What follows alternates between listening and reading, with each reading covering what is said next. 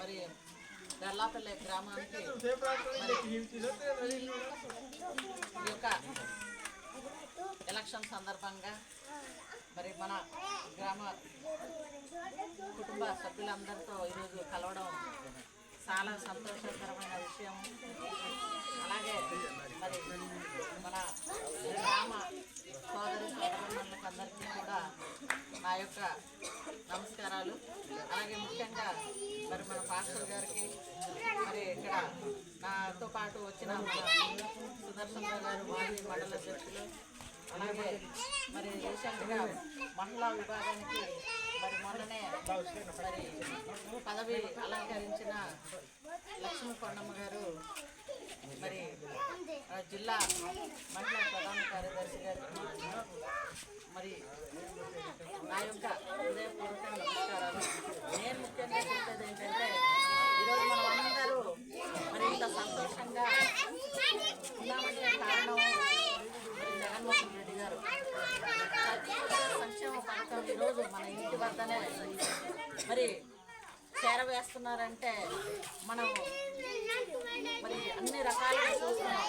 Volunteer వ్యవస్థ మన కోసం పెట్టి మరి మన కోసం సైనికుల్లా పనిచేస్తున్న వాలంటీర్లు కూడా మనం కృతజ్ఞతలు చెప్పాల్సిన అవసరం కూడా ఉంది.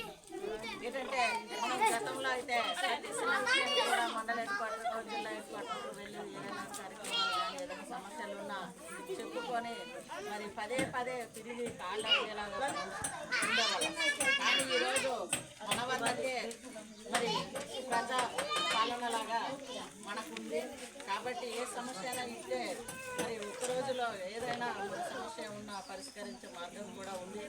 మీ అందరికీ తెలుసు, మన ఇంటికి రేషన్ ఇంత ముందైతే మనం డిపోలో బియ్యం అంటే కొండలు పెండలు రోడ్లు కూడా సరైన సౌకర్యం లేనప్పుడు కూడా మరి ఎన్నో ఇబ్బందులు పడి తెచ్చుకునే వాళ్ళం. ఇప్పుడైతే అనేక రకాల సౌకర్యాలు మనకు రోడ్డు మార్గం అయితే, మంచినీళ్ళు అయితేనే, అలాగే ఇంటికే రేషన్, ఇంటికే మరి అనేక రకాల సంక్షేమ పథకాలు కూడా పెన్షన్ దగ్గర నుంచి అమ్మఒడి అయితేనే అన్ని రకాల సంక్షేమ పథకాలు కూడా మన ఇంట్లోకి మన జగన్మోహన్ రెడ్డి గారు మనకు అందివ్వడం జరుగుతుంది. కాబట్టి మనమందరూ కూడా మరి ఒక్కసారి మన జగన్మోహన్ రెడ్డి గారికి మరి సీఎంగా చేసి మరి మనము అందరూ కూడా అందరికీ కూడా మనం చేస్తున్నాము. అలాగే మరి ఇప్పుడు మన ఎమ్మెల్యే అభ్యర్థి అయినటువంటి విశ్వేశ్వరరాజు గారికి, అలాగే ఎంపీ అభ్యర్థి అయినటువంటి తనూజరాజు గారికి